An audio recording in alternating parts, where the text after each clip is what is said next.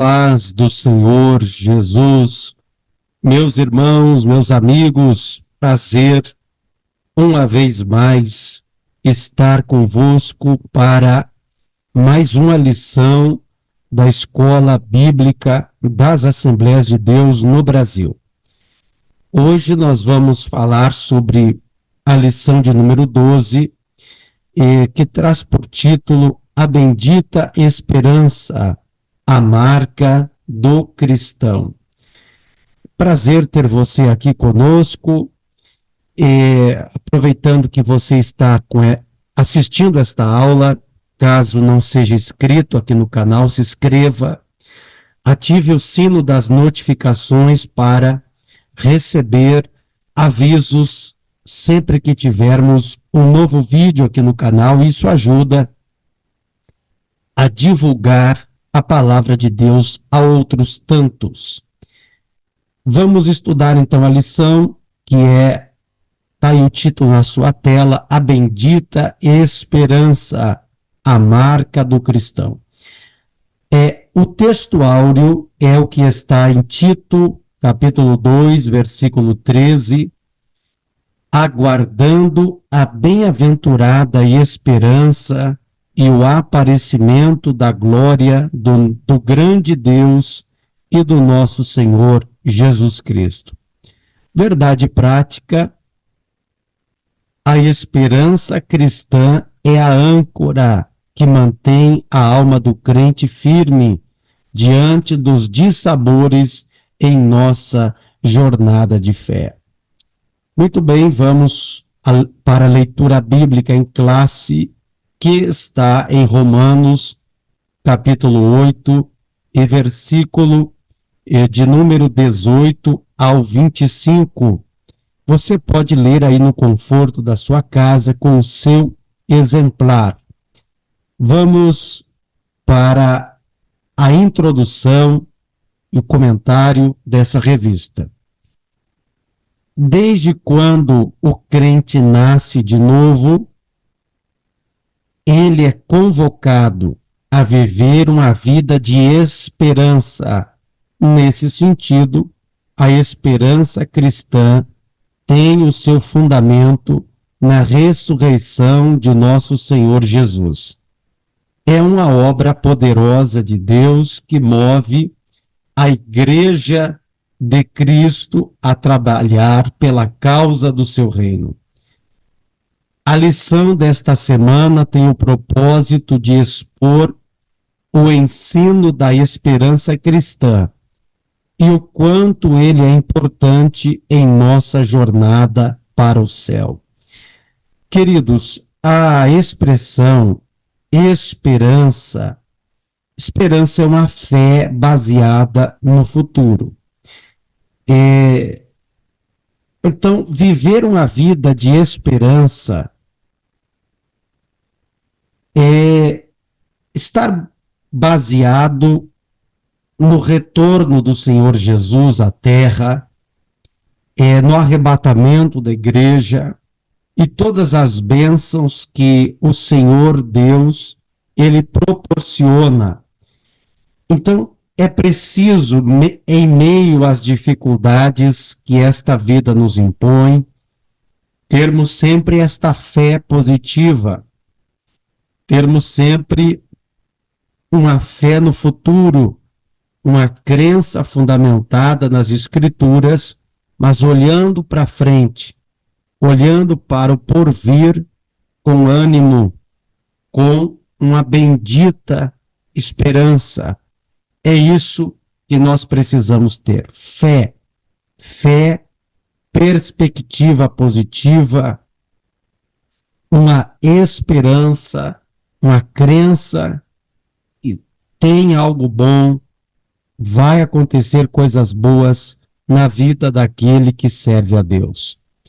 No ponto de número 1 está escrito: para onde aponta a esperança do cristão? De acordo com o Novo Testamento, a esperança é uma expectativa favorável e confiante que se fundamenta ao que não se vê, ao futuro, nesse caso, ela pode antecipar aquilo que é bom. Não por acaso, o apóstolo Paulo escreve que a esperança do cristão foi estabelecida por meio de Cristo, a esperança da glória e a esperança nossa. Portanto, do ponto de vista bíblico, podemos dizer que a esperança é a confiança no cumprimento de uma grande expectativa. O que eu falava anteriormente, que esperança é uma fé futura, ou seja, é uma grande expectativa de que o nosso Senhor Jesus vai voltar, que ele vai estabelecer um reino milenal de 1000 anos, onde esta terra vai ser mudada, transformada, abençoada. E, acima de tudo, nós temos esperança de um céu, uma esperança de melhora. Aquele que está em Cristo Jesus, ele só pode ter boas expectativas. Então, firme-se com o Senhor Jesus, esteja agarrado nesta fé, porque coisas boas virão. Esta é a confiança que nós temos da parte de Deus e das Escrituras. A esperança nas cartas do apóstolo Paulo. O assunto da esperança cristã está bem presente nas cartas apostólicas de Paulo. Nelas, percebemos a esperança na ressurreição dos mortos em Cristo, a esperança do cumprimento da promessa, a esperança da justiça, a esperança do evangelho, a esperança do arrebatamento da igreja, a esperança da vocação, a esperança da vida eterna e, finalmente, a esperança do aparecimento da glória de Deus e do nosso Senhor Jesus Cristo. Na primeira carta de Paulo aos Coríntios, a esperança aparece como a segunda virtude mencionada ali. Deu para perceber quantas esperanças ou quantas são as opções de coisas boas que há na vida do cristão, daquele que crê no Senhor Jesus.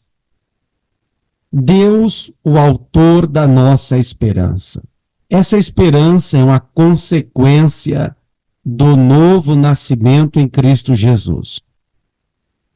De modo que esse processo envolve uma obra plenamente sobrenatural, espiritual.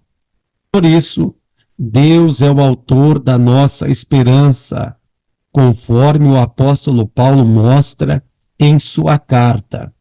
Logo, por meio dessa viva esperança, estamos prontos para suportar perseverantemente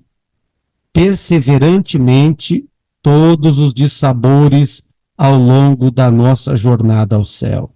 Ora, a nossa fé tem sido provada pela história por meio das perseguições cruéis e muitos outros desafios que sempre nos testaram.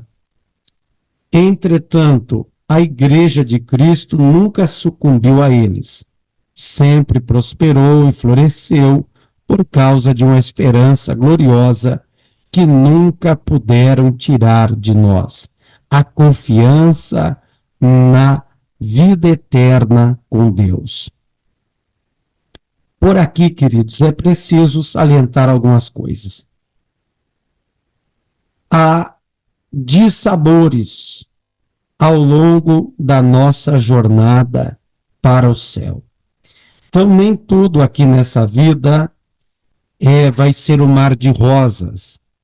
Enfrentaremos dissabores, situações que eu e você não gostaríamos de enfrentar. Todavia, é preciso se agarrar no que diz as Escrituras, nessa esperança de que tudo vai melhorar, de que tudo vai dar certo. A confiança na vida eterna com Deus. Há uma vida eterna. E aquele que crê na palavra de Deus, ela não pode se basear só nesta vida. Precisamos ter uma visão além túmulo, uma visão transcendental, que a morte, ela apenas nos encaminhará para uma vida eterna. Então nunca perca esta visão da eternidade, de que há um porvir, de que há uma esperança gloriosa para vivermos com Deus em uma vida eterna. A perspectiva escatológica da esperança cristã. A Bíblia focaliza o futuro, olha só. A história da criação se inicia com Deus. O primeiro livro da Bíblia, Gênesis, nos revela isso. Infelizmente, ao se desdobrar os acontecimentos do início de Gênesis, o pecado provocou desarmonia na criação. Entretanto, Deus age para que tudo volte a ser perfeito, equilibrado e harmônico. Isso que o apóstolo Paulo revela a partir da menção que faz à abrangência cósmica da morte de Jesus Cristo. Essa promessa originou no Éden, com o descendente da mulher, e se revela hoje por meio de Cristo como fio condutor das sagradas Escrituras. Então, não esqueça, a Bíblia focaliza o futuro. Em uma linguagem escatológica, ou seja, do porvir, dos cumprimentos das profecias, há promessas. E esses desdobramentos dos acontecimentos bíblicos vão apontar para uma redenção humana. Ou seja, é Deus te redimindo, é Deus te restaurando, é Deus nos recuperando para um produto final, para uma obra final, que é nos levar para o céu. A esperança no porvir traz consolo e alegria ao crente. A doutrina das últimas coisas, denominada de escatologia, estuda as coisas futuras. Muitos vivem com medo do futuro, do que pode acontecer com eles, mas os cristãos se consolam e se alegram no que a Bíblia diz a respeito do futuro. Nesse aspecto, o que a palavra de Deus diz a respeito do que nos aguarda na eternidade com Cristo é glorioso e incomparável, em que as aflições do tempo presente não podem ser comparadas com a glória a ser revelada em nós. Assim, a Bíblia é um livro de profecia que produz alegria e consolo ao coração do crente. Nela encontramos um Deus soberano que governa as nossas vidas e age em favor do seu povo. Como antes eu falava, a palavra de Deus, ela produz uma profecia que vai gerar alegria, que vai gerar consolo, porque quando a Bíblia ela fala do futuro, ela descreve o que vai acontecer na vida do adorador. Qual que é o resultado de uma vida com Deus? Temos aflições no tempo presente, claro que temos, mas é incomparável, olha lá, estou descrevendo aqui na tela, incomparável, disse o apóstolo Paulo aos Romanos, com a glória que em nós há de ser revelada.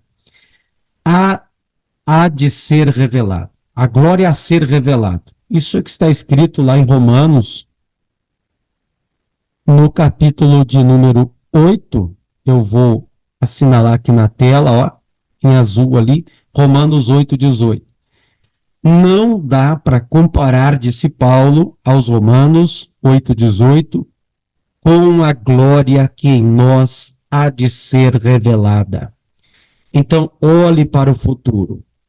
Você teve perdas, teve lágrimas, teve coisas ruins na sua vida, tudo bem. Olhe para frente, levante a sua cabeça, olhe para as Escrituras, ela vai falar de um futuro glorioso. E é isso, é nisto que nós devemos nos agarrar, na esperança das coisas que Deus a nós outros prometeu. Por que uma doutrina da esperança? A razão de termos uma doutrina da esperança é porque confiamos na promessa da ressurreição dos que morreram em Cristo, da transformação dos que estiveram vivos por ocasião de sua volta. Trata-se de uma promessa gloriosa para reinar com Cristo. Como ainda não alcançamos esta promessa, vivemos na esperança de que brevemente tudo se cumpra, pois quem fez a promessa é fiel para cumprir. Então, as coisas que Deus prometeu, obviamente, vão acontecer, porque nós vamos reinar com Cristo. Esta é uma de tantas promessas gloriosas que Deus tem em sua palavra. Então, quando você conserva a esperança, é porque você está crendo que brevemente a palavra de Deus vai se cumprir. Tudo o que Deus falou não irá cair por terra. Vai se cumprir e é preciso você se manter firme na caminhada, não desanimando, não negociando a sua fé. Nunca desista de Jesus. Nunca desista de o cultuar, de o adorar e de servi-lo de todo o seu coração. Tópico de número 3, a esperança cristã como âncora da alma.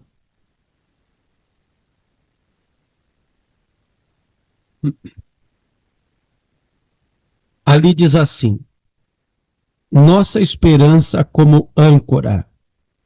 Podemos descrever a âncora como uma pesada peça de ferro que presa a uma corrente glosa e lançada ao fundo do mar com o propósito de manter o navio parado.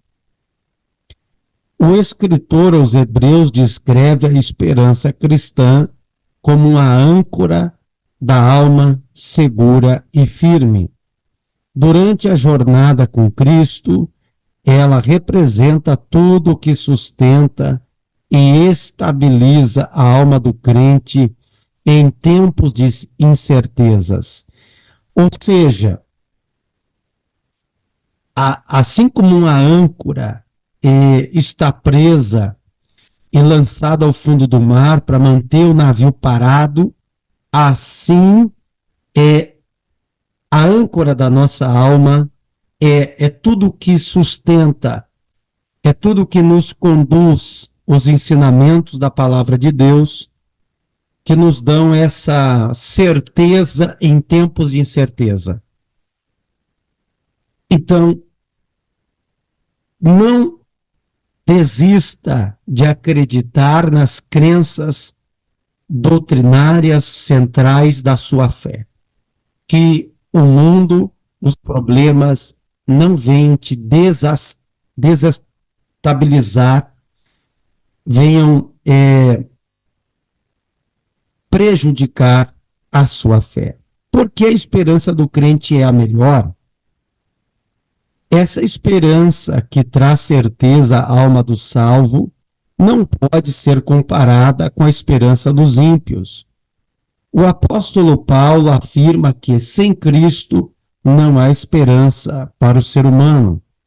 Dessa forma, trata-se de uma esperança vã. Por consequência, há diversas esperanças presentes na cultura humana. Por exemplo, há religiões que expressam sua esperança em uma história cíclica, como o hinduísmo, como no hinduísmo, em que a vida é vista de acordo com um ciclo de nascimento, morte e reencarnação. Outros povos buscam pautar a sua esperança em astrologia, quiromancia, dentre várias práticas pagãs que a Bíblia proíbe. Na política, muitos fundamentam suas esperanças em ações revolucionárias que não passam de ilusão. Em síntese, podemos dizer que toda a esperança fora de Cristo é vazia, sem sentido. Já a esperança em Cristo é segura, consoladora e com propósito. Então, queridos, a esperança do cristão é diferente. Por exemplo, aqui como foi dito, o hinduísmo é que crê na reencarnação, em uma rotatividade de vida, né? Abrangendo nascimento, morte e reencarnação. É isso que eles acreditam. Não só o hinduísmo, budismo, kardecismo espírita e outras religiões. Todavia, o que a palavra de Deus fala é bem ao contrário. A nossa esperança, ela está baseada na pessoa bendita do Senhor Jesus. A Bíblia proíbe todas as práticas ali de reencarnação, práticas estas que foram ali mencionadas, mas toda crença fora de Cristo, fora de Jesus, ela é vazia, ela é prejudicial. Todos aqueles que não creem no Senhor Jesus como seu Salvador estão pondo em risco a sua vida espiritual. Fique com Jesus, creia nele, porque é uma fé segura, é uma fé sadia, bíblica e verdadeira. Mantendo firme a esperança, à luz do Novo Testamento, afirmamos que a segunda vinda de Cristo é o grande motivo para o crente permanecer firme e manter sua esperança, de modo que isso requer uma vida de pureza para desfrutar da promessa de ser como Jesus. Naqueles dias, os discípulos de Cristo entendiam que a sua vida seria de maneira iminente, isto é, poderia acontecer a qualquer momento. Semelhantemente, devemos estar em prontidão, aguardando o dia em que o nosso Senhor Jesus arrebatará a sua igreja. Não sabemos o dia nem a hora que o Senhor Jesus virá, mas a nossa parte é manter a nossa esperança viva e firme. Ou seja, creia, fé no futuro, fé no que diz o texto, fé de que o nosso Senhor vai voltar para arrebatar a sua igreja para o paraíso, para o céu, e desfrutarmos de todas as benesses que a palavra nos demonstra que o céu nos promete. Concluindo, conclusão,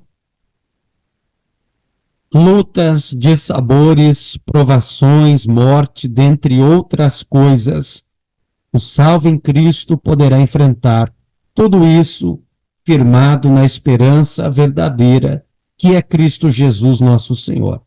Assim, seguiremos a nossa jornada sem temor e sem perder a fé.